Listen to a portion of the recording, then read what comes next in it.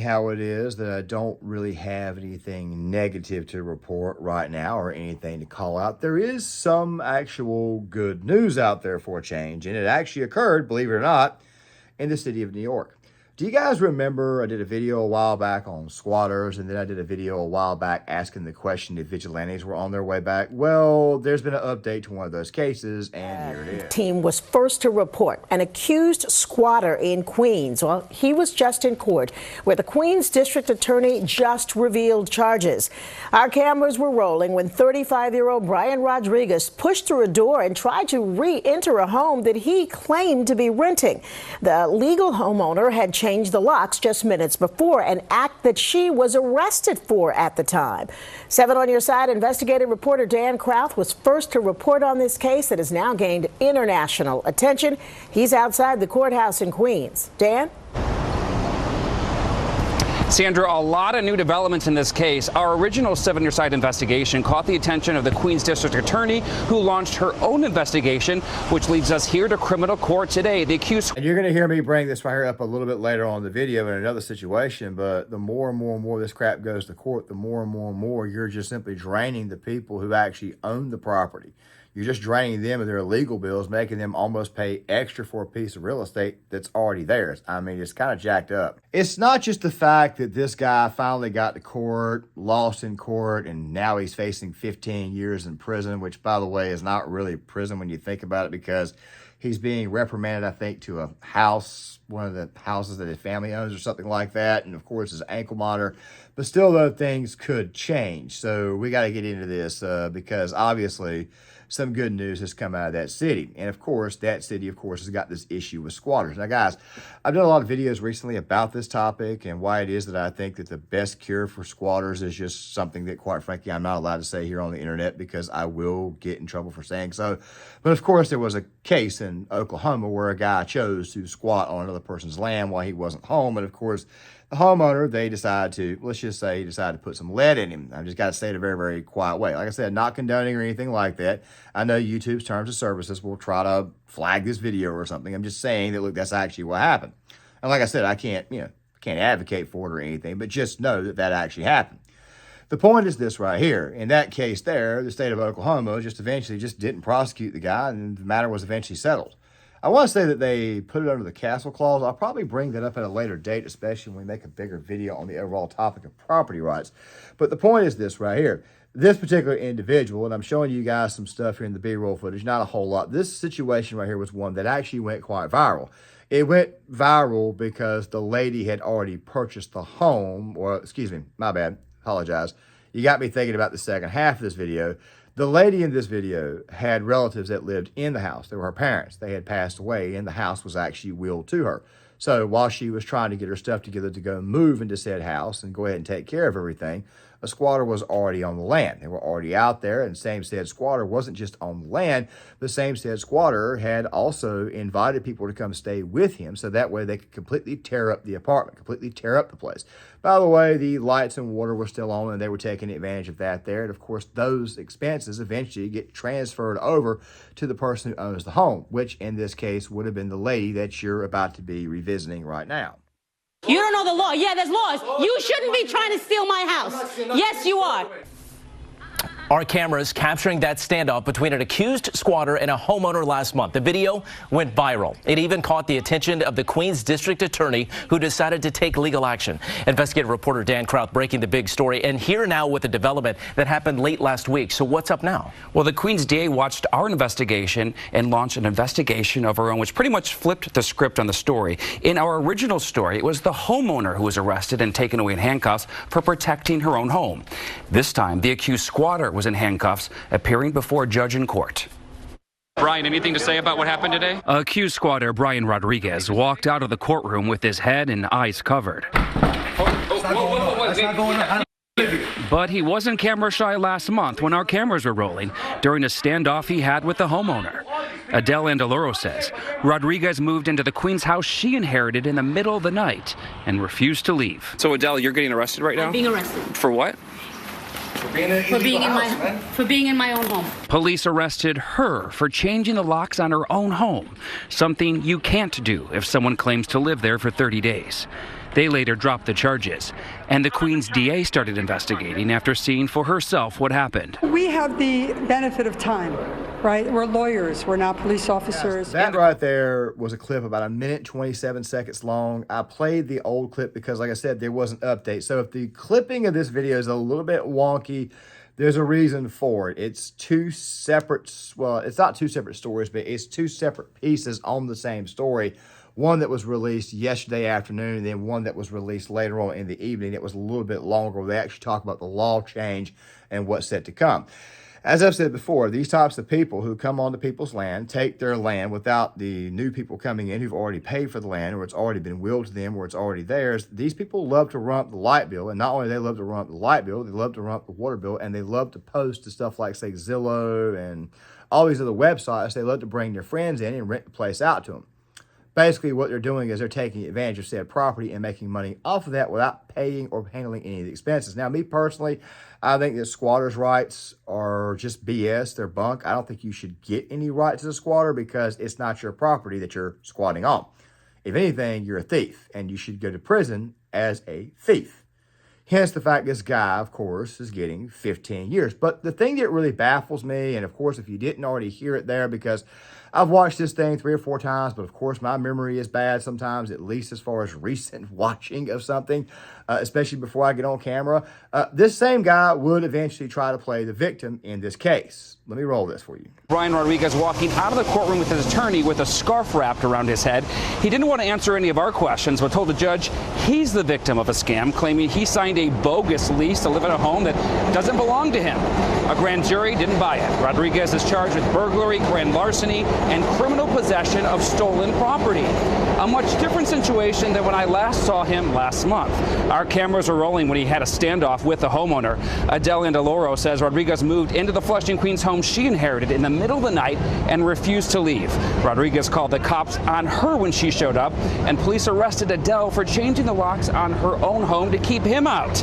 In New York, it's illegal to change the locks, remove belongings, or cut off the utilities to anyone who claims they've been there for 30 days. I just spoke with the district attorney. She told me she's hoping today's charges sends a clear message to squatters. Wake up in the morning, walk into a house that you don't own, and claim you have a right to be there. So this was a long-term investigation by my office. We went over all the laws that are out there on squatters' rights. This is a situation where someone walked into a home that was not theirs and claimed that they had a right to be there. We're not going to stand for that here in Queens County.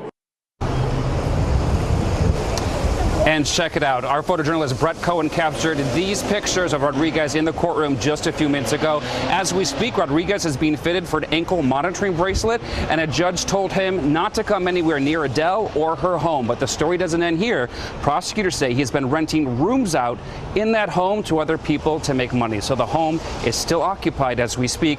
I just got off the phone with Adele. She had no idea about today's charges. She is ecstatic, to say the least, and we'll hear more from her coming up later today. You are not the victim of a scam, okay? What happened in this case was that you saw property, you saw that property was still running, nobody was in said property, and you just slid right on in, and you tried to take said property. Not only did you try to take said property, but you also at the exact same time tried to use said property to make you some additional money. They're like locusts. They love to come in there, basically lay some eggs, get something off of it, and then take off and run. That's basically what they are. I know that didn't sound right, but basically that is what the hell these people are. They take what the hell they want, and they just take off. Scavengers, pretty much. There's what the hell a squatter really and truly is. These are the worst types of human beings on earth, if you ask me, because they have no conscience. They just take and move. I mean, they just take. By the way, these are also the same people who vote for said policies in the city of New York, and I could already hear somebody saying exactly what I normally say. These people voted for these types of policies, and that right there is true. However, there are some people who, quite frankly, can't leave these areas. Hence, for example, this lady here that you're seeing some B-roll footage of that we're going to go back and get and look some more into the case. That lady there, her parents had died. So therefore, a lot of these people, and I understand this lady's parents had died, but a lot of people in these areas, they have family still in these areas, so therefore they can't move. But still, though, the principle does still remain. A lot of these people who do take advantage of these policies and these people who right now are getting hit in the face over said policy that they vote for, did in fact vote for. But still, though, there are people in those areas that are kind of in a position where they kind of can't help it at this moment in time. So it kind of goes two ways.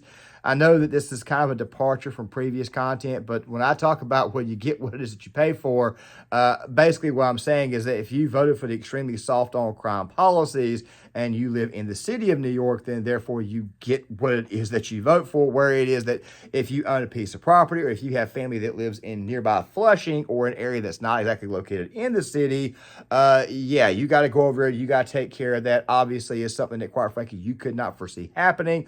Or even if you could foresee happening, be a terminal illness or whatnot, it takes time for people to get their stuff together to leave. Fact of the matter is, this said squatter right here took advantage of this situation, tried to make money off this situation, and now, of course, he's crying that they're actually going to do something about it. Let's watch this last little bit from the actual trial itself. Claiming he signed a bogus lease with an unnamed real estate broker. When we asked him for a copy of that lease last month, he wouldn't show it. Show us the proof. But who are you for me to show? I showed it to cops. Dan with Channel 7 News. If you don't want to show it, you don't want to show it. Come here, brother. I like that. I would like to see it. He pulled up a document. It wasn't a lease. This is a bill. And after court, we asked again. Where's the lease? Do you have the lease or the paperwork that he claims he had? Sir, a disgrace. That was his attorney's response. His client faces up to 15 yours years. and claim you have a right to be there. I thank the media for all the attention that they have given to this story and for being here today, because I do think it's an important message to send. Rodriguez is now wearing an ankle monitor, and a judge ordered him not to have any contact with the homeowner or the home itself that's in question. But Mike, here's the problem. Yeah. The house is still not empty. Prosecutors say he was renting rooms in the house out to other people to make money. So we actually don't know what's going to happen with the people inside the home. They're either going to leave or the homeowner might have to take them to housing court to try to get them evicted. This guy right here wants to complain about money, but obviously legal expenses are building up for the other side. It's a house that they own. They've bought. They've already paid for. This guy's actually draining this other family dry of their expenses. It seems to me like this guy's not a victim. He's just an idiot. You know, that right there's kind of what I'm picking up from this, is that he's just a good old-fashioned moron. I mean, I let that play a little bit longer, but still at the same time, though, that's just what I get, is that this guy here is just a good old-fashioned POS. Now, really quick, there is another situation that will come up when we talk about exactly what the city of New York is doing here in a minute, which, by the way, was really the situation that kind of got the ball rolling with people looking at the situation in the media. But still, at the same time, there's also something else, too, that I wanted to throw in here, which was actually my feeling of law enforcement in this situation and what we should probably do, which is something that I wanted to make a bigger video on at a later date. But I guess I'm going to go ahead and take care of it for the purpose of this video here, so you'll actually get my thoughts on what should happen, especially when it comes to law enforcement, because we got people screaming, abolish the police, defund the police, the cops are bad, the cops are good. We got all that type of stuff there, and I'm just going to go ahead and give you guys my feeling here in a second, but we'll get there in a second. Okay, now, really quick, before I talk about the rooms not being emptied and people still being, this is kind of what I was saying earlier about these places still having inhabitants in there. People, of course, squatters love to like rent these rooms out to people and try to get extra money off of it, which obviously is not going to help too much out in this guy's court case, because obviously you guys can see exactly what's happening. But the fact that, and this right here to me, I mean, just absolutely baffles me how it was that we got there. We got to this point in the first place. And obviously you guys heard all that. It makes you wonder exactly how low humanity can go. No respect, and of course you can blame it on society, but the case that originally went viral, which I'm going to play some more of what you guys saw at the very end here in a second. The case of what happened, as far as that really got this thing going, was of a married couple and family who had actually bought a house, $200,000 house. And the house that they had bought, which coincidentally was in Amity, New York, where Amityville Horror took place, supposedly. The house that they bought the house for their son who had special needs, and they wanted to be closer to family. But of course, there was somebody still there. And of course, the scumbag that was still there, while he has tried to say everything in the world that why it's justified him to be there, the fact of the matter is the house was already bought, it was already paid for. You need to pack your shit, you need to hurry up and get the hell out of there. I mean, I hate to say it that way, and YouTube's probably going to put ad suitability on it because I use some bad language, which every now and again I'll do. I don't want to. I try to run a family-friendly show here. But still, though, at the same time, though, the case that originally got this entire situation rolling was the one they're So mentioning frustrating. now. Just when you have one victory, more challenges to come. So what does happen next? Well, he's going to be in court again next month, and this could be a long process. He is facing up to 15 years behind bars, so we'll have to wait to see what happens. Now, you first brought us a story on Mornings at 10, actually, on Eyewitness News about this family that inherited this home. It's like $2 million home. And then they were trying to fight because somebody was squatting in their home. Update us on that original investigation. Money. So there's a lot of part-time jobs out there. I mean, the Biden administration is constantly bragging about the economy being good when obviously we're dealing with rampant inflation and the price of gas is obviously soaring through the roof. And yet this guy right here who probably voted for Biden, who'll probably tell you that the economy is good, doesn't want to get a job to get some additional cash. There's a lot of part-time jobs there because, of course, it's primarily the part-time jobs that are being produced by this administration. This right here is once again just playing the victim. This right here is just good old-fashioned stalling out. This right here is just another POS who just took advantage of another situation that, quite frankly, should not have been allowed to take advantage of. As I've said before, squatters are some of the worst human beings on earth. And there's a lot of people, the worst of the worst. But to actually sit there and keep your ass on a piece of property that's no longer yours, that you've already sold, and in this case, I understand there's a lot more murky stuff here, and I understand that people sell properties and can't move right away. The fact of the matter is you sold it, and yet you're still trying to make money off said property while these people aren't there. You sell property, dude, if you're done, if you can leave, get out of there. Even if you don't have any money, go live with your mom or your dad or something like that. Go live with family or some crap like that. I understand that sounds a little bit cold, but the fact of the matter is this right here. You sold this piece of property. Now, the first piece, and I understand this is a lot more gray, but you sold it. The first one, that guy right there was just a classic thief. This guy right here, I wouldn't call him a straight-up thief, but I'd definitely call him a swindler. But about the city of New York, about what's going on, about the city of New York and how the city of New York is going to handle this further. Well, I think that the real reason why they're even bringing this up is because these squatting incidents have been much, much far. And I mean, like, I would say fewer and far between is obviously a bad phrase here because obviously these events are becoming much, much more rampant. Let's take a look. Instead, they were faced with more delays. You take a look at this home right here. You probably remember it. The Douglas and Queens home that they purchased for $2 million back in October, and they still haven't been able to move in. The caretaker right there, the former owner, Brett Flores, he refuses to leave. He says he has a license to be there from the previous owner who died. Now, last week in court, after a half dozen other hearings, Flores added a new attorney to his team. Also, there's now a new judge signed to the case, so that's another delay. And now Flores' attorneys are considering a possible trial by jury. His attorney telling us the land has agreed to pay him $140,000 to help with the sale of the home, and Flores says he needs the money. Mr. Flores, why won't you just move out? Seems pretty simple. My lawyers are speaking on my behalf. He needs the money to procure adequate housing for his family, and once he gets that money, there's nothing more he wants to do than leave. The Landis told me right off the bat that they did offer him tens of thousands of dollars after months of court delays to try to, get rid of this problem, and he refused the money, saying that he wanted more. So it seems like all that, and of course you guys obviously heard everything, and we'll get back to what was actually being proposed and what the city of New York is trying to do in this case, but I want to go ahead and say something. There's a reason why it is that I don't fully come out like against the cops and scream that they're wrong or they're right. There's a reason why I don't do this. And of course, you hear some other commentators on the platform just scream, abolish the police or defund the police or whatever, or reform the police. My philosophy has always been this here, and the philosophy is this here. For the most part, when these stories come out, you might want to be quiet. There are times that the cops look wrong when in reality they are in the wrong. I mean, they actually arrested this lady. But of course, some of these cops, of course, are just there to try to get through the day and try to do their job. However, there are those cases where cops, of course, will be the people who come to get you at some point in time if the state needs them to be used against you, which is why I'm going to go ahead and tell you right now what I think should happen when it comes to overall police. I think that at least as far as small towns is concerned, at least suburban towns is concerned, I think that instead of having police departments, what you should have is just good old-fashioned sheriff's departments. The reason why is because the sheriff's department or the sheriff is a person that is voted into office, meaning that every 2 to 4 years, you are therefore holding said office accountable. The voter is actually holding the people to account.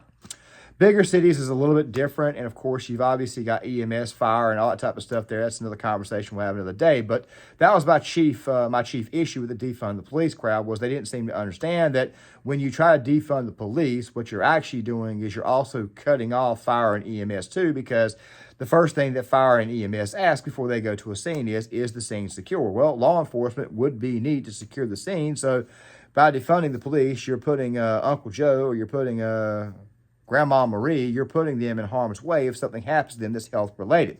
It was a very, very dumb idea. And of course, this dumb idea continued to get perpetuated when people weren't exactly looking for other solutions. What I say do is, like I just said, put the department up for a vote every 2 to 4 years. Make the sheriff actually earn your vote. Make them earn their vote through their actual performance. Make them earn their job through said performance of day-to-day activity, meaning day-to-day law enforcement. If they do a good job, you get reelected. If they bungle this work, you have the option to get rid of them. Of course, the sheriff and the officers are going to have to be the ones to give you. I'm not saying put every single officer up. I'm saying put the sheriff and the administrative. I'm just going to go ahead and be clear. I know I wasn't very, very explicit on that, but that is what I kind of mean. You guys know me. I kind of can go in a million different ways and go a bit of a tangent like I am now. But that right there is what we should have in the case of law enforcement. So this way, people are not exactly screaming that every single cop is bad or every single cop is good. And also at the same time, it also allows us the opportunity to get some form of nuance on the situation and get better overall explanations of what actually happened, the actual truth of what actually happened. But of course, when people see what you see there, and of course, I was kind of over here saying pretty much the same thing. The cops were wrong in this situation. They're arresting the wrong person, but still at the same time, you got to give it overall amount of time for everything to come out. I think that we should go to a good old-fashioned sheriff system, so that way we can politically determine who should be in charge, and based upon their performance, we can either A, reelect them, or B, get rid of them.